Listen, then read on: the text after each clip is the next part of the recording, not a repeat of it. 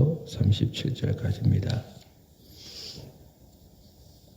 사도행전 4장 23절에서 37절까지 말씀입니다.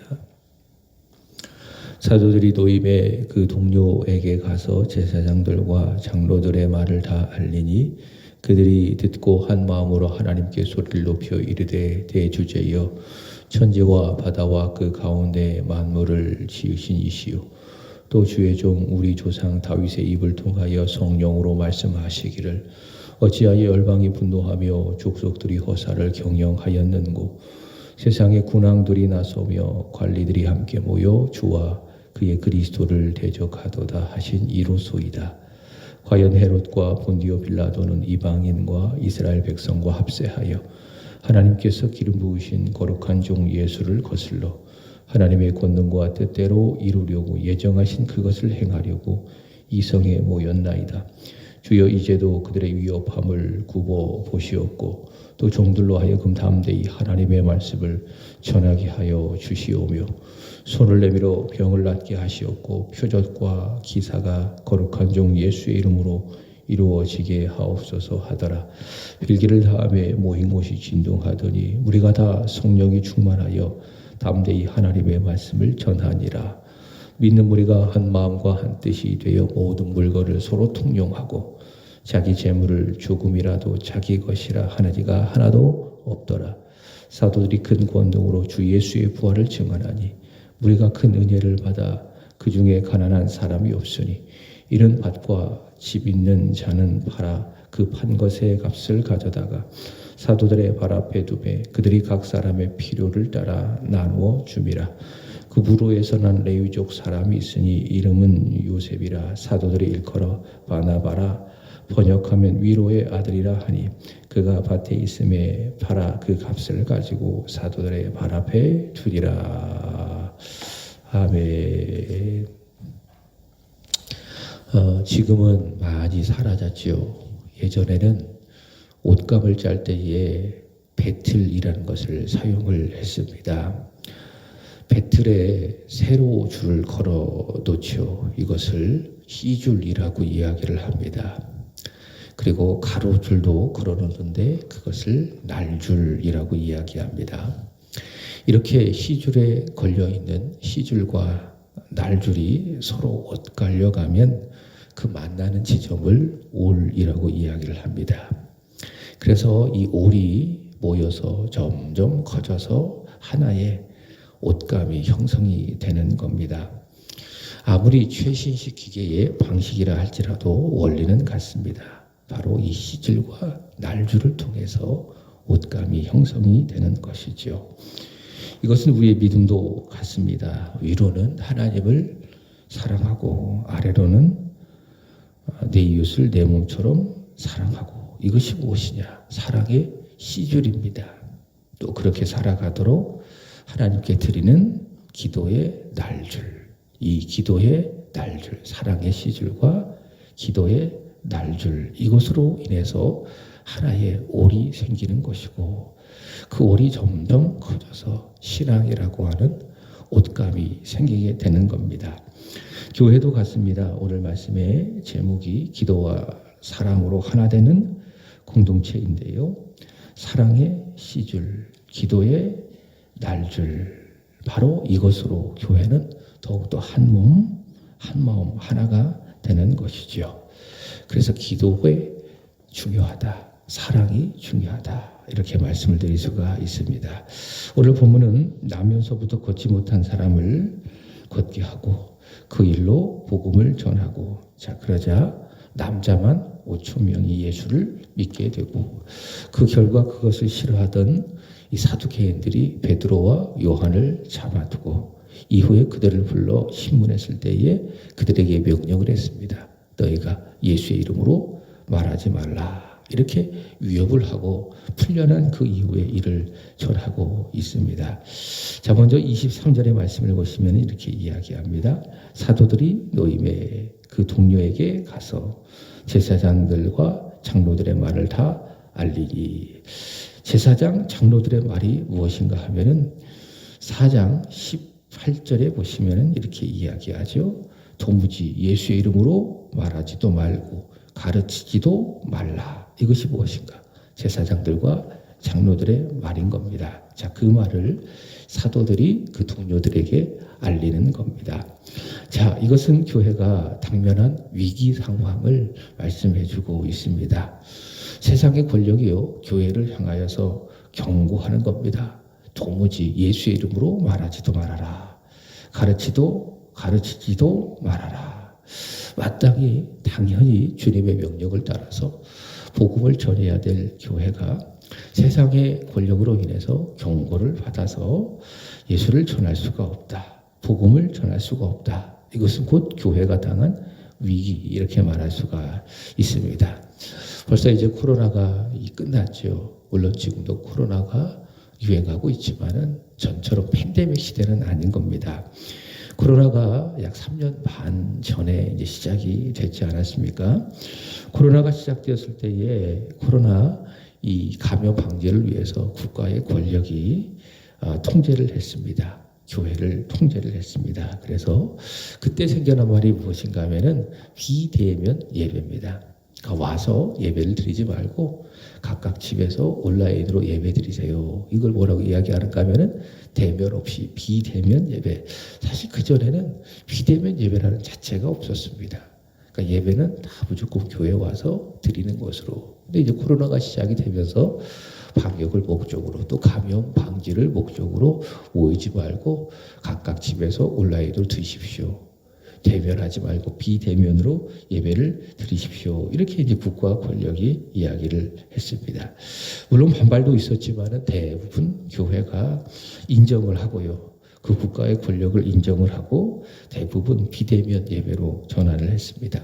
소수의 이름만 모여서 예배를 드리고 나머지 모든 성도들은 다 집에서 비대면으로 예배를 드렸습니다. 사실 그렇게 되면서 교회가요, 위기가 찾아왔습니다. 위기가 찾아왔습니다. 그렇지 않습니까? 모이지 못하고 각각 집에서 예배를 드린다? 이게 쉽지 않은 겁니다. 긴장감도 떨어지고 현장에서 대면으로 예배하는 것보다 훨씬 더 좀 다른 어떤 상황에서 예배를 드리니까는 교회가 특별히 성도들의 믿음에 있어서 위기가 찾아왔습니다. 그래서 이로 인해서 한국교회가 6만여 교회인데요. 6만여 교회인데 1만여 교회가 문을 다 닫았다고 합니다. 이제 코로나가 끝났지만 제대로 회복할 수가 없는 거예요. 그리고 성도들 중에도 이제 끝났잖아요. 근데 이 비대면 예배로 인해서 교회에 오지 않는 것에 익숙하다가 보니까는 이제는 교회에 올 수 있음에도 불구하고 오지 않는 이름만 성도인, 그러나 교회를 안 나가는 어떤 성도를 뭐라고 이야기합니까? 가난한 성도. 가난한 성도가 많이 생기게 되는 것입니다. 교회가 예배를 제대로 드리지 못하니까는 교회가 위기가 찾아오게 되는 겁니다. 지금 초대교회도 비슷한 상황입니다. 당시 최고의 권력 사내들인 공의회에서 결정을 한 겁니다. 교회를 위협하고 경고하고 뭐라고 이야기하느냐? 도무지 예수의 이름으로 말하지도 말고 가르치지도 말아라. 자, 이 위기 앞에 교회는 어떻게 하는가? 자, 첫 번째로 서론에 말씀을 드린 것처럼 기도의 시줄로 하나님 앞에 나아가는 겁니다. 24절의 말씀을 보십시오. 자, 그들이 듣고 한 마음으로 하나님께 소리를 높여 이르되 제 주제여 천지와 바다와 그 가운데 만물을 지으신 이시여.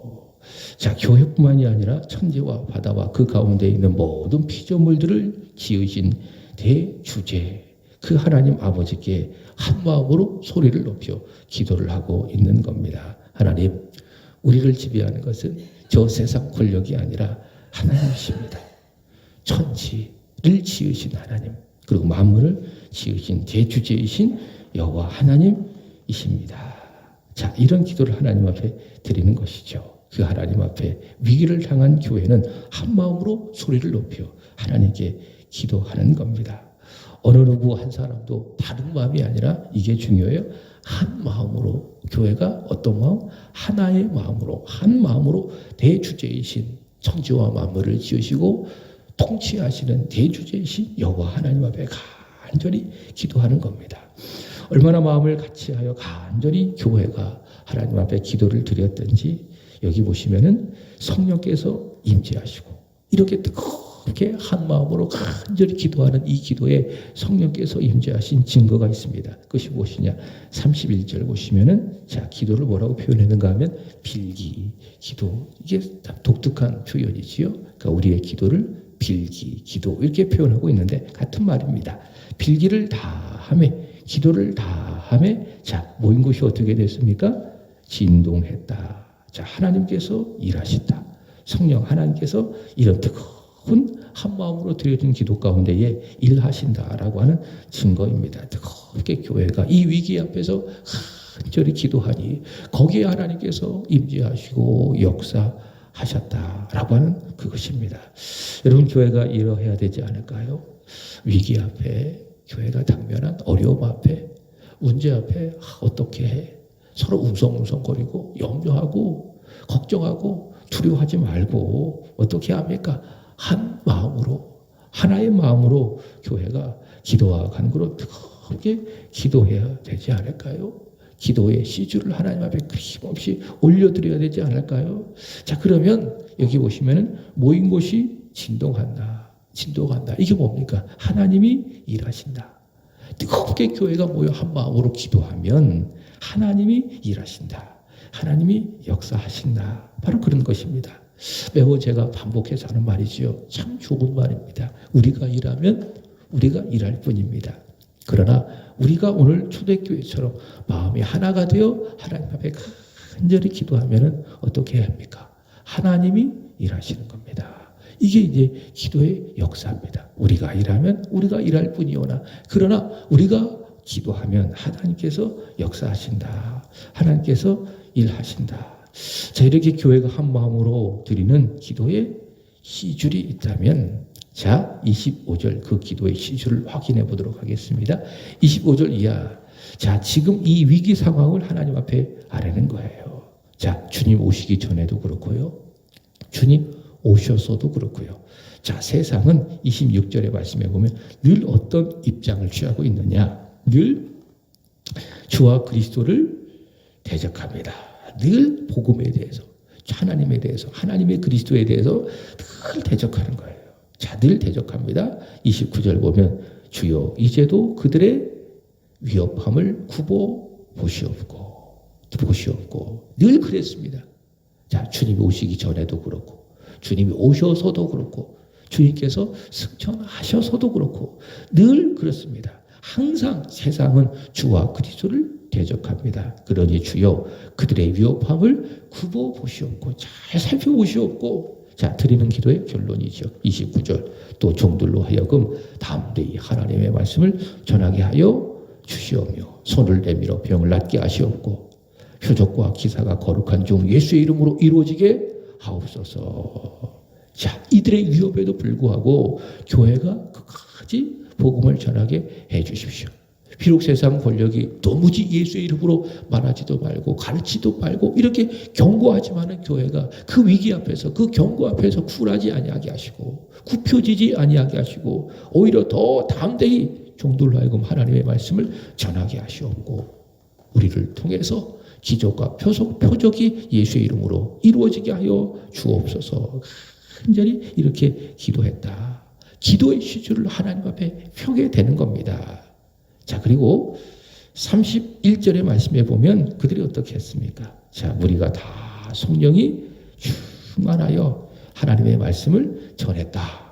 이렇게 이야기하고 있습니다. 이렇게 기도한 거예요. 예수의 이름으로 말하게 하시옵소서. 예수의 이름으로 복음을 전하게 하여 주옵소서. 표적과 기사를 통해서 예수의 이름이 증거되게 하여 주옵소서. 이렇게 모여서 한 마음으로 뜨겁게 간절히 하나님 앞에 교회가 기도했어요. 그리고 난 다음에 어떻게 했다고요? 다 담대히 성령의 충만한 가운데 하나님의 말씀을 전했다. 기도했다면은 그 다음 어떻게 했다는 거죠? 기도한 대로 행했다. 기도한 대로 움직였다. 담대히 하나님의 말씀을 전했다. 바로 그겁니다. 기도했다면 그 행동을 통해서 하나님의 응답이 오게 되는 겁니다. 그죠? 간절히 기도했잖아요. 예수의 이름으로 복음을 전하게 하여 주옵소서. 기도한 다음에 그렇게 하나님의 말씀을 전했잖아요. 행동했잖아요. 바로 그 행동을 통해서 그 응답이 하나님의 응답이 오게 되는 겁니다. 여러분 우리가요 하나님께 간절히 기도하잖아요. 그러면 그 다음 어떻게 해야 되느냐? 기도한 대로 행해야 됩니다. 기도한 대로 순종해야 됩니다. 그래서 이렇게 말씀을 드릴 수 있어요. 여러분이 기도했다면 기도한 다음에 하는 행함은 순종은 기도 응답의 통로입니다. 하나님께서 어떻게 응답하시느냐? 내가 기도한 대로 순종하는 순종을 통해서 응답하는 거예요. 제가 어제 그 말씀을 끝내고 난 다음에 이제 이 구역을 위해서 기도하는 날이라고 해서 제가 김승기 권사님을 위해서 이제 기도했습니다. 이제 김승기 권사님이 지금 동화동에 일반 주택에서 살고 계시는데 좀 먼 곳에서 교회에 오시는 거예요. 그래서 참 고맙죠. 감사하죠.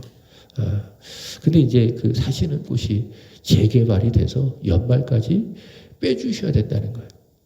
그래서 이제 이사를 오셔야 되는데 권사님의 소망은 교회 가까운 곳에 오셔서 이제 살고 싶으신 거예요. 그래서 교회 좀 자주 좀 오고 싶으시니까. 그래서 하시는 말씀이 가수원이든지 아니면은 정림동에 집을 얻어서 살고 싶어요. 그런 이야기를 하시더라고요. 권사님이 먼저 움직이지 않는다면 지금 아들과 같이 사는데 아들의 직장이 둔산동에 있기 때문에 가까운 곳에 아들이 그 거처를 옮기게 되어지면은 더 교회 오시기가 힘드니 권사님이 빨리 먼저 정림동이나 아니면 가수원동에 집을 얻을 수 있도록 해야 된다는 거예요. 그래서 좀 말아받아 달라고 그렇게 이야기를 하시더라고요. 근데 지금도 이제 한두 가정씩 이사를 하니까는 권사님이 마음이 불안하신 거예요. 나 혹시 이사 못 가면 어떡하나. 아들이 둔산동 가까이 집을 얻어놓으면 어떡하나. 그럼 더 멀어져서 교회 오는 것이 힘드니까 마음이 불안하시다는 거예요.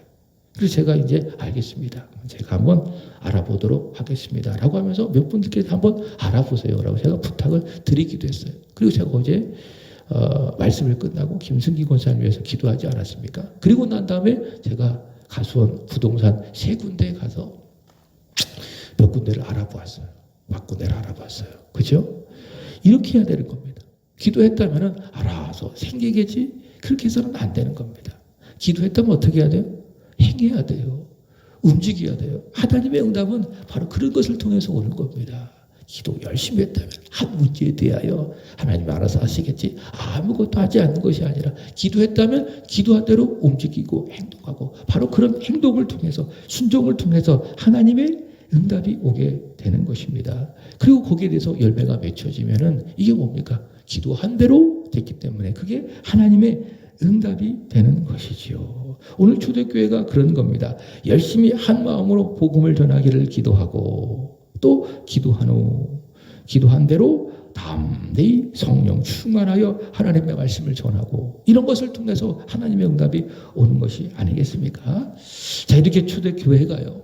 기도에 날줄이 있었다면 동시에 무엇도 있었습니까?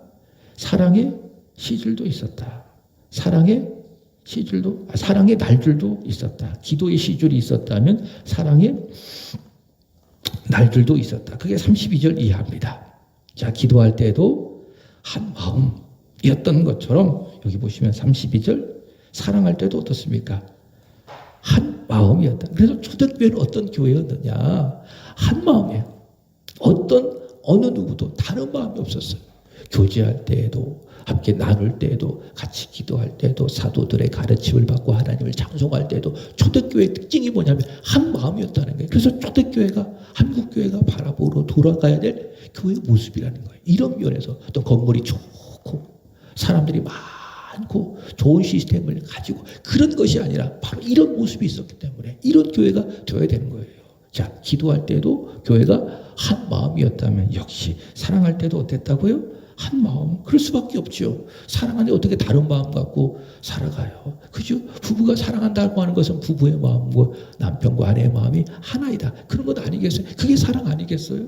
여기 초대교회도 마찬가지입니다. 마음이 하나가 됐어요. 한 마음. 믿는 무리가 한 마음과 한 뜻이 돼요. 모든 물건을 서로 통용하고 자기 재물을 조금이라도 자기 것이라 하는 이가 하나도 없더라. 자, 오늘 본문을 가지고요.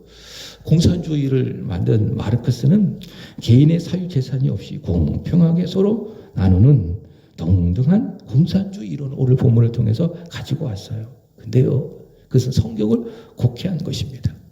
공산주의는 무엇인지 아십니까? 있는 자를 무너뜨려라. 그들의 재산을 빼앗아 모든 사람이 공평하게 살 수 있도록 하자. 그게 공산주의예요. 그러니까 빼앗는 거예요.